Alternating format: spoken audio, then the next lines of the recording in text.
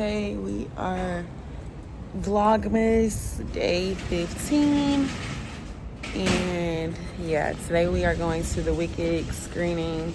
Me and Serena, this is the LOTD. I have on this set from Outkast, Purse, Diesel, Hills, our Zara, and yeah, watch MK, bracelet, Anna Luisa, necklace, Tiffany, earrings, Vivian Westwood.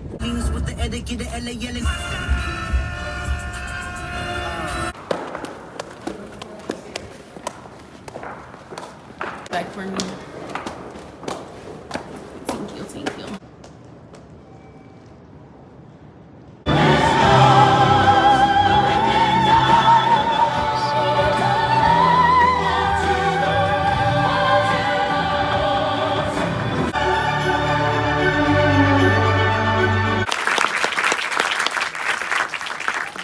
Hello. Good to see you. Hello, Good everyone. to see you. Hey, everybody. First of all, just like the film you gave us, ma'am. John, I'm going to start with you because I'm going to... And to see it be received the way that it's been received is, I mean, you can't articulate it. It's really powerful and special, and now you know why we cry so much. It's really special, and the love that we've been feeling, and like John said, the details that the fans have been noticing, the choreography they've been memorizing. The purple bob, girl. Oh, she's everything. No, but the people in their kitchens singing the end of No One Mourns the Wicked, it's just really special to see. Right. Yeah. That we love so much in the edit room, the fact that they see it. So. It's cool to see that. It's special. I mean, it proves the craftsmanship that you all put into this, the passion that all of you put into this. And I'd like to talk now that the film... Had to work with our lighting crew to program 500 different lighting cues. 700 lighting cues. Because it's a 10-minute scene. No, you go. It's a 10-minute scene, and go. And we couldn't cut. They couldn't just pop into it. They needed to do the whole experience. It was the most uncomfortable shoot. All the background artists felt uncomfortable laughing at them because there were real wounds there that was happening, and it was uncomfortable for all of us to just witness this. And how many times we would ask them to do it. It was silent on that every time. And the brilliance of these ladies is that it also is mirrored in the opening scene. I mean, this is tracked through the movie where they're also confronted with each other, and you see the first cracks of Glinda when she's I think she says I don't want to you want to impress people, and she goes, I don't and to me those are the first cracks. Of course she does. You see it in her eyes, and it can get so run over even on stage. Are they even playing that moment? But she plays these little cracks of what she needs as a character, that she needs the approval of people no matter how much she plays it, and cinema allows us to be that close to see it, and Ari was able to really like carve that out so that when in that moment you recognize that look in her, and you recognize what her sacrifice of coming in is the scariest thing. When she says no to Fanny and Chen Chen, I'll never forget, because in the script it's like no. On stage it's like no. It's like very easy line to just deliver. But the way she does it, we were in tears from that moment. I'm sorry, I'm trying to stay professional up here. This is why they cry all the time, as you said. It's infectious, seriously. And you don't expect that. I mean, I honestly, like, this is the first time you're leading a movie. I'm sitting there like, does she live another life that I have no idea? Because she's doing this, like, she's done this for her whole life. Like, she's a Hollywood star that we've known in the past, but we just never saw again. And suddenly, here she is, right in front of us. It really felt like a discovery of this gem that we've had, and that was really, we knew right from when she started shooting, something very special has happened. And you were right, I want to bring it to something very, all right, I'm trying. I'm really trying. This is gonna be so hard. I want to talk a little bit about that moment, in the sense that I feel like that's when you two fall in love, because I do believe this is like a love story, love triangle. It is, yeah. Yeah. when you are in the moment of defying gravity, where you stop, you wipe away the tears, you go to the bureau and you get that cape. That is like in the love story when they know they can't be together, but they want to be. Sending her off with that protection, if we use the analogy of how privileged Glenda is to how marginalized Elphaba is, that is a very powerful moment. And as much as we love all the comedy that you do, I'd love for you to talk about what Glenda's thinking about in that moment and what you were doing in that moment, because it is so powerful. Thank you. That means a lot. I think, there's a lot going on in that very moment. There's so much to be afraid of. There's an argument that could take place. I could try again. But in that moment, I have to choose to accept what this woman that I love is choosing. And I don't have to agree with her, but I have to accept it. And that is a true example of unconditional love and forgiveness. We are completely different, and you understand why I'm making this decision. I know you don't agree with it, and I know you wish you could change it, and same, but I have to accept it because I do know that that's the only healthy, right thing for you. And that's the hardest thing that we can do when we love someone, is accept that what they're choosing might be the end. And who knows if I will see them again or get to say goodbye, if this is it. They're each other's only real friend. And what we're both choosing is right and terrifying at the same time. So it's very complicated. And, a lot of people ask, what if Glinda had gone? What if Glinda had gotten on the broom? But there's a reverse side to that question where it's like, what if she had stayed and we had convinced them to change this shit from the inside out? Sorry, children. But, what if I'm sorry, but she's the one with the powers. What if we had reworked the system from the inside out?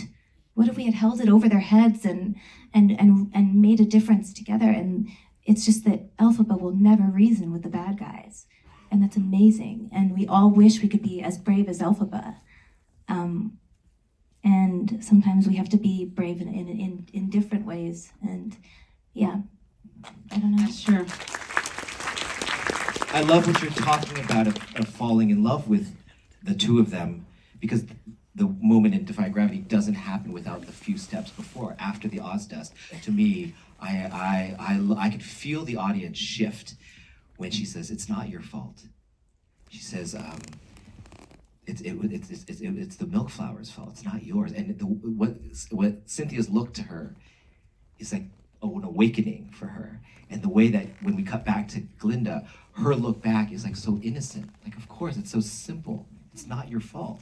And then she says, "And look, it's tomorrow." And immediately, I think the audience falls in love with her, and I think Cynthia falls in love with her. And then you go to the moment later where she says, "Oh, Miss Elphaba, look at you.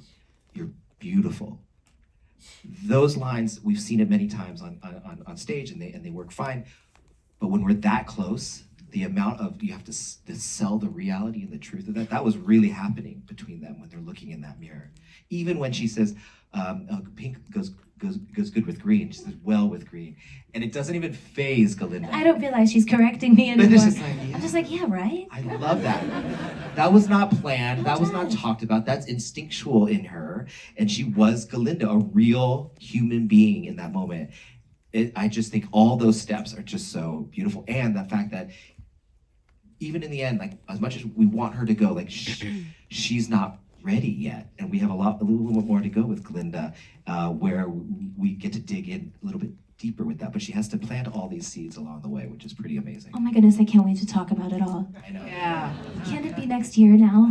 No, we're gonna tease them. Okay. And I'm glad that he mentioned too the choices that you made, because so many of them have gone viral. I mean, I'm very tempted right now to just make you say right, because that has been such a thing. No, I forgot doing that. I mean, you did the O too, and the what is this feeling? Like all your little improvs, girl, That's so nice. such a serve. But talk about The right scared me the first time I'm serious, because I heard the song, I heard the live vocal from the movie before I saw the scene. So I heard the right, and I was like, John, what am I doing here? Anyway, so sorry. I was like, it's great, trust me. Thank you. What was your thought process on some of those? Because I know when you got the role, because we've all seen the video, you're like, I'm gonna take such good care of her. You obviously did, but you still knew that you had to tweak her. So what were those choices? Did they just instinctually come out? Did you plan some of them? Were there some that you had already been thinking about for the whole 20 years you've been dreaming about this role? No, I really just wanted to get to know her as much as I possibly could before we even got to London, before we even opened the movie script, when I was still looking at the Broadway one, trying to read between the lines and get to know her. And I feel like, this goes without saying, but comedy doesn't land when you're expecting it to be funny or playing it for the laugh. It's only funny when it's truthful.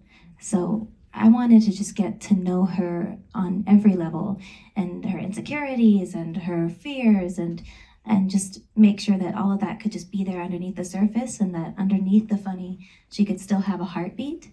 And one of my favorite things about working with John is, how the trust that we share and the warmth that you bring to a set. And he is like the most meticulous planner. He will come in with the storyboard, with shot by shot, minute, second per second. Everything is perfectly planned. And he'll get that version, and then he'll just be like, okay, now do whatever Glenda would do. And we would just play. And that's where a lot of that came from. It was when he would just say, okay, now something else. And that's kind of the most fun thing in the entire world, because you just get to...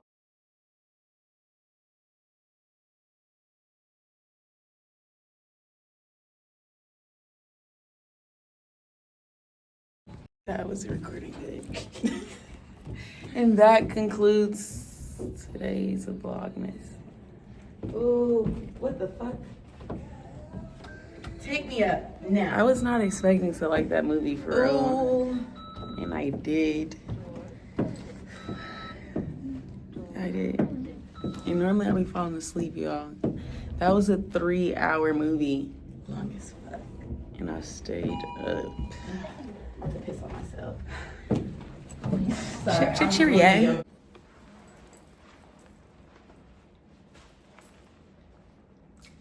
Hope you guys enjoyed this video. Thank you guys for watching. Don't forget to like, comment, and subscribe. Love you, angels. Toodaloo.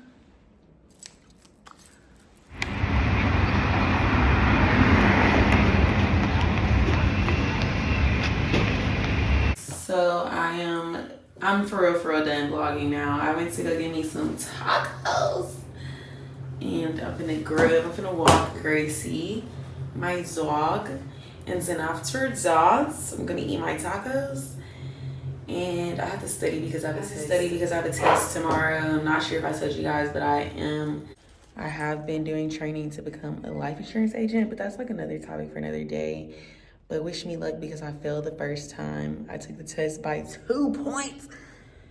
Y'all, I was so upset, but Alyssa calmed me down and she told me that there's people that study years and years for the bar exam, law school, nursing school, and fail it by 2 points as well. And life goes on, and I just gotta pick it up and do it again, try it again. And it could be much worse. So, but yes, very thankful. Wish me luck, even though hopefully by the time this is posted, I would have been passed. But yeah, this is the end. Thank you guys. I'm gonna continue to try and post for the rest of Vlogmas. Thank you guys for being patient with me. Love, peace, and grace. Bye.